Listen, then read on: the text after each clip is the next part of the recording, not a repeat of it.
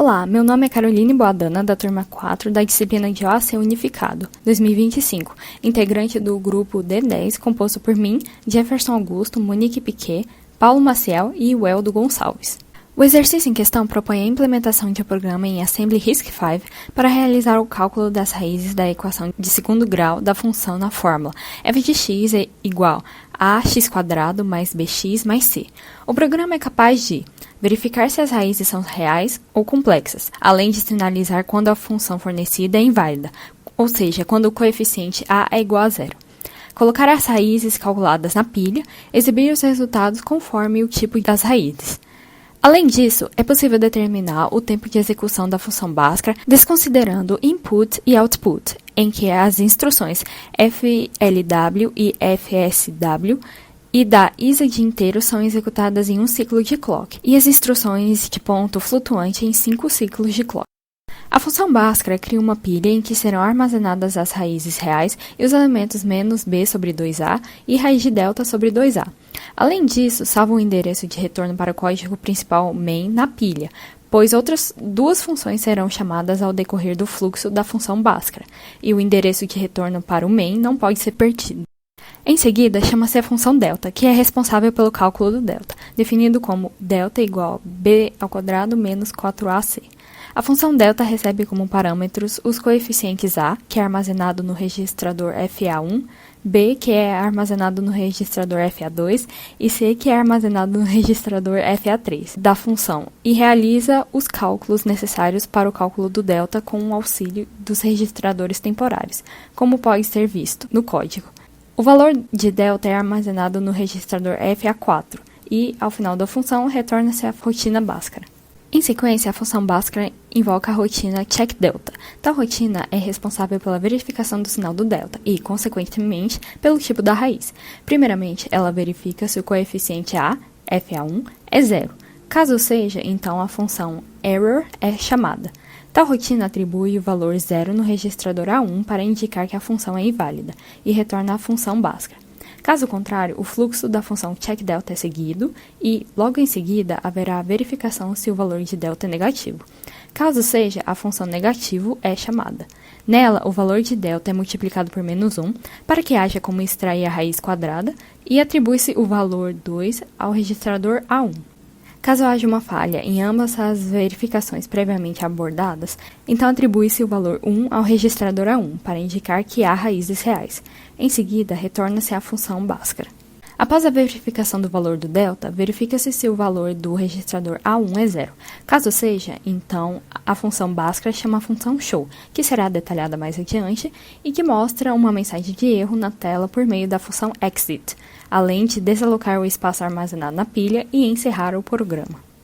Caso o valor de A1 seja diferente de zero, o fluxo da função Bhaskara é continuado e todos os cálculos das raízes reais e ou complexas são realizados segundo a fórmula de Bhaskara, x igual a menos b mais ou menos raiz de delta dividido por 2a.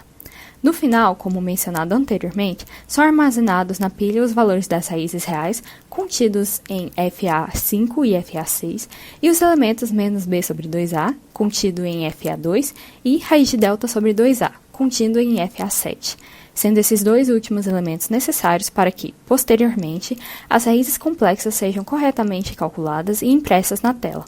Além disso, restaura-se o valor de retorno à função main no registrador RA e retorna-se ao código principal. A função show tem por objetivo imprimir as raízes na tela. Para formatos inválidos, um sinal de erro é detectado logo no início da função e tratado dentro da função exit, a qual, como mencionado, imprime uma mensagem de erro na tela, desaloca o espaço alocado na pilha e encerra o programa. Nos demais casos, a função vai verificar o valor contido no registrador A1 e imprimir as raízes. Caso as raízes sejam reais, então a função show pula para a função raiz real, imprime as raízes seguindo o formato especificado, desaloca o espaço armazenado na pilha e volta ao código principal main. Ainda em casos de raízes reais, em casos de raízes de multiplicidade 2, ou seja, delta igual a zero, a função raiz invoca a função delta zero e imprime a raiz no formato especificado, além de desalocar o espaço na pilha e retornar ao main. Para raízes complexas, a impressão é feita no próprio corpo da função show, uma vez que houve uma falha em detectar que as raízes eram reais ou que houve algum erro. Após a impressão do número complexo no formato especificado, há a liberação do espaço utilizado da pilha e retorno ao código main. O código principal main é responsável por captar as entradas dos 3 coeficientes A, B e C do usuário e chamar as rotinas Bhaskara e show. Dentro do main, há um loop que sempre realiza a leitura de tais coeficientes e chamadas das rotinas mencionadas, mas é encerrado quando as entradas inválidas são recebidas. Cada entrada fornecida no trabalho foi inserida no código e teve seu tempo de execução calculado, levando em conta apenas a rotina Bhaskara. Para o cálculo do tempo de execução, foi calculado o número de ciclos, que é definido como n ciclos é igual ao somatório de NI vezes a CPI I, em que NI representa o número de instruções executadas associada a um dado valor de CPI.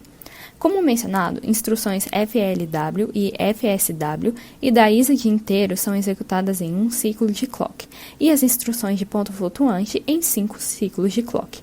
Com isso, e considerando o processador RISC-V de 1 GHz, o tempo de execução da função Bhaskara pode ser calculado através da fórmula tempo de execução igual ao número de ciclos vezes 1 sobre a frequência de clock.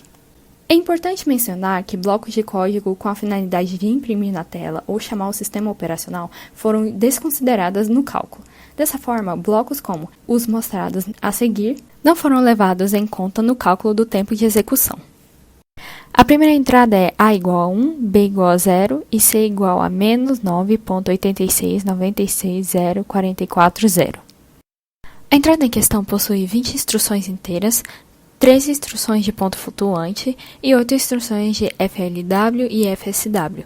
Com isso, o seu número de ciclos é 93 e o tempo de execução é de 93 nanosegundos. A segunda entrada é A igual a 1, B igual a 0 e C igual a 0. Essa entrada possui 20 instruções inteiras, 3 instruções de ponto flutuante e 8 instruções de FLW e FSW. Com isso, possui 93 ciclos, e seu tempo de execução é 93 nanosegundos. A terceira entrada é A igual a 1, B igual a 99 e C igual a 2459. A terceira entrada possui 22 instruções inteiras, 14 instruções de ponto flutuante e 9 instruções de FLW e FSW. Com isso, ela possui 101 ciclos, e seu tempo de execução é 101 nanosegundos.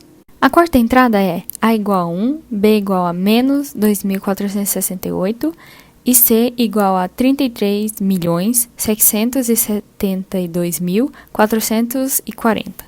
Essa entrada possui 22 instruções inteiras, 14 instruções de ponto flutuante e 9 instruções de FLW e FSW. Com isso, possui 101 ciclos, e seu tempo de execução é 101 nanosegundos. A última entrada é A igual a 0, B igual a 10 e C igual a 100. A última entrada possui 15 instruções inteiras, 5 instruções de ponto flutuante e 2 instruções de FLW e FSW. Com isso, ela possui 42 ciclos, e seu tempo de execução é 42 nanosegundos. Dessa maneira, a implementação da rotina Bhaskara em Assembly RISC-V permitiu explorar aspectos importantes da linguagem, como o uso de operações com ponto flutuante, controle de fluxo condicional, empilhamento e desempilhamento de valores, além da modularização por meio de procedimentos. Os testes realizados demonstraram que a função se comporta corretamente nos 3 cenários possíveis: raízes reais, complexas e erro, apresentando as saídas esperadas. Além disso, a estimativa do tempo de execução evidenciou a diferença de custo entre instruções inteiras e de ponto flutuante, reforçando a importância de considerar o desempenho mesmo em programas relativamente simples.